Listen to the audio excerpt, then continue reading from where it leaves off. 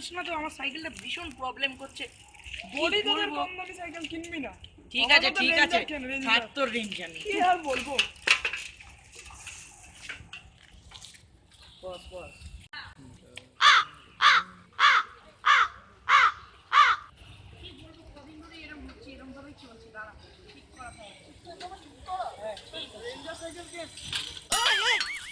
কি হলো রে? জানি না দেখি কি হলো রে ওটা।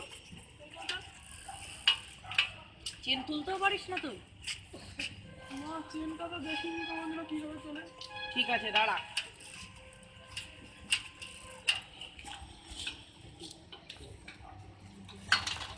নে উঠে গেছে তোর সাইকেল, ঠিক হয়ে গেছে। Thank you. ঠিক আছে।